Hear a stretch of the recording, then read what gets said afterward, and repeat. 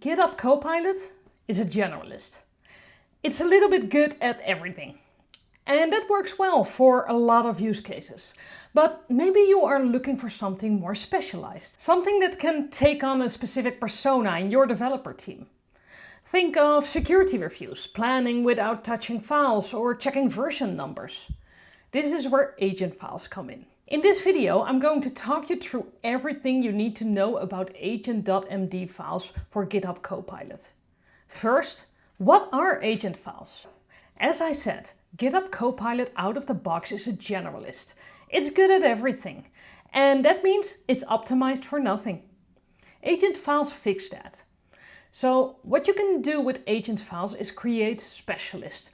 You define the persona, the instructions, the tools it can use, and the model it can run on. All of that goes into one single markdown file inside your repository. Now, when we look at how we can customize Copilot, the first file you might think of is copilot-instructions.md. And that is where all your general coding conventions live. The stuff that applies to every chat. Agent files are instructions, like the Copilot instructions files, but they are for specific jobs.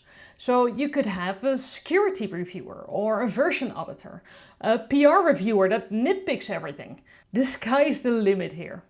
If you can write down what a specialist would do, you can build an agent for it. So agent files most often live right here in the .github/agents folder of your repository. The file extension is .agent.md.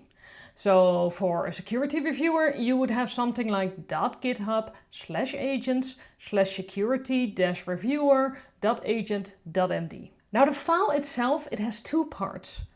At the top, you have the YAML part. We call that front matter. It's the bit between the triple dashes. And below that are your actually instructions in plain markdown. The simplest version could look something like this. A name, a short description, and then the instructions as you would give them to a coworker. And this is actually enough to get you started. So once you save that file, your custom agent shows up right here in the dropdown. You can select it and you are now talking to your specialist instead of the general Copilot.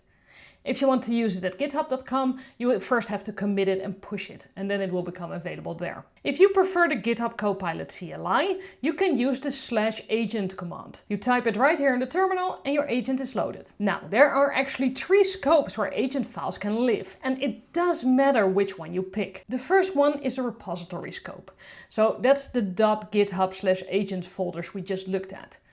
This agent is version controlled. It lives with your code and it's available to everyone on the team who has access to that repository. So in a lot of cases, this is the right choice. It's the good choice for agents that are specific to a project. So a reviewer that knows what your team's conventions are, for example. The second scope you could use is the user scope. So on your local machine, you can store agent files in /.copilot/agents in your user folder. These agents show up in Visual Studio Code across every workplace you open, but they are only for your machine, so nobody else gets them. This can be pretty handy for personal agents, like productivity agents, the things you want to always have available no matter what project you are working in. The third scope is the organization scope. So if you are on a business or enterprise plan, organization owners can create agents. They can do that in a .github-private repository. And those agents then become available across every repository in the organization. You create them once and everyone has access. As I said, for most people watching this, the repository scope is probably where you want to start. One thing to be aware of.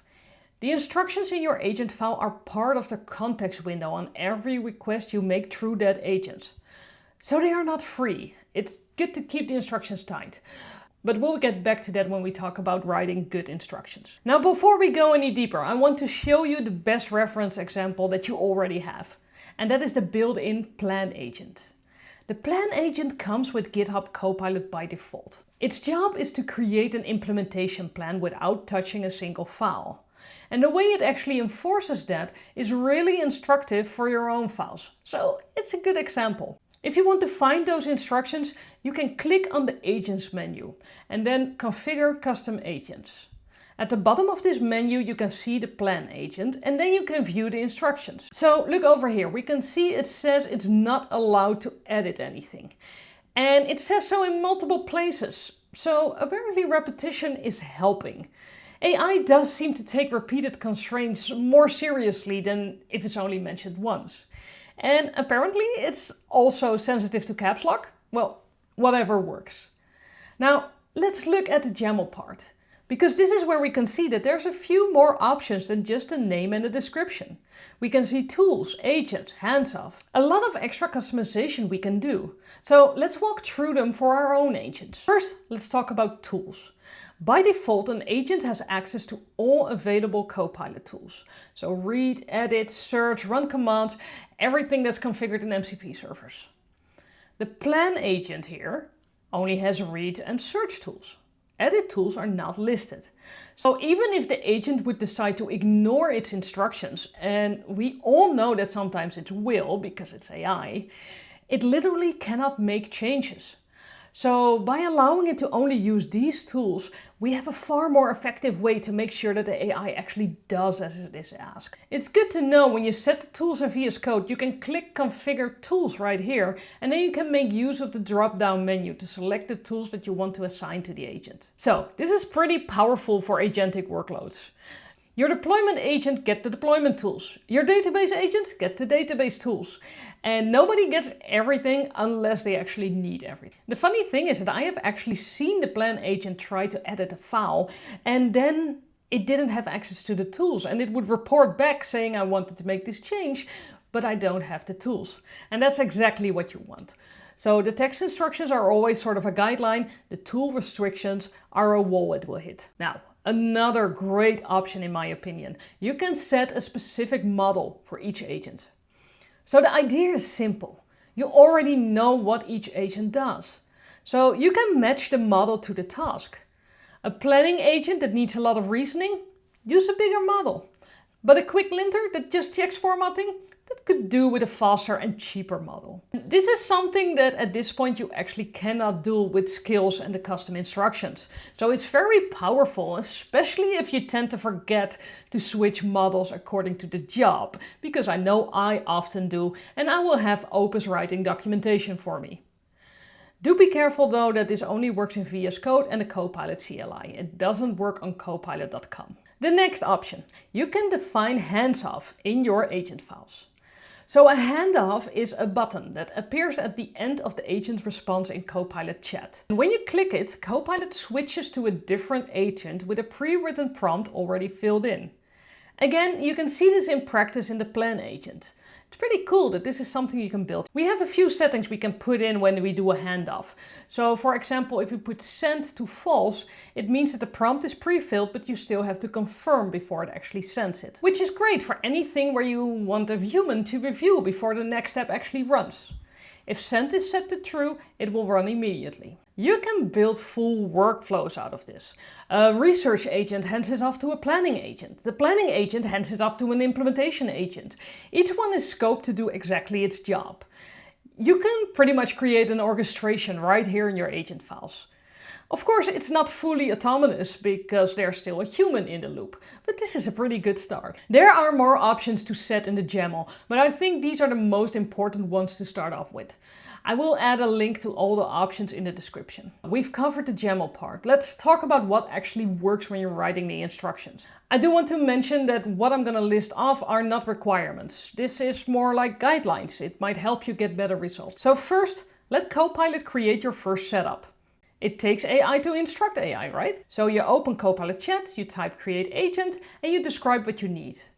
It will ask you some verifying questions and generate a startup agent.md file. From there you can refine it, you can run it, see where it drifts and tighten the instructions. My second tip, be very specific. You are a helpful assistant that tells the agent nothing. You review TypeScript files for type safety issues and you flag missing null checks and you do not suggest refactors. Now, this is something useful. So be very clear about what the agent should do and what it should not do. Don't forget to be clear about the technical stack and the expectations around that as well. Use numbered list for anything that's a sequence. AI parses numbered lists better than it does paragraphs. So if the agent has steps to follow, write it as step 1 to do this, step 2 to do that, step 3 and so forth. Fourth one, you can define the output you want. So tell the agent exactly what you want back. For example, you can say, I want a list of the findings with a severity level and a line reference and nothing else. This can prevent the model from writing a very long story where it explains you how it got where it is. And we all know that AI can be very talkative. Tip 5, be very clear on what the agent is not to do. So give the agent boundaries. This will give you a better chance of getting predictable results. One last thing to be aware of. The character limit for the instructions is 30,000 characters. Now, that is a lot. Do not use it all because you can. Be careful not to add noise. If you are in doubt, use trial and error. So ask it a question, then change the file and ask the same question and compare the results. And this is a good way to perfect your results and get consistency. So this is pretty much everything you need to know about GitHub Copilot agent files. We covered the file structure, the front matter, the scopes, tool restrictions, model selection, hands-off, and the patterns for writing good instructions. If you want to know more about the instruction files that you can use for GitHub Copilot, take a look at my channel. I have a bunch of shorts on them. Thank you for watching, and I'll see you in the next one.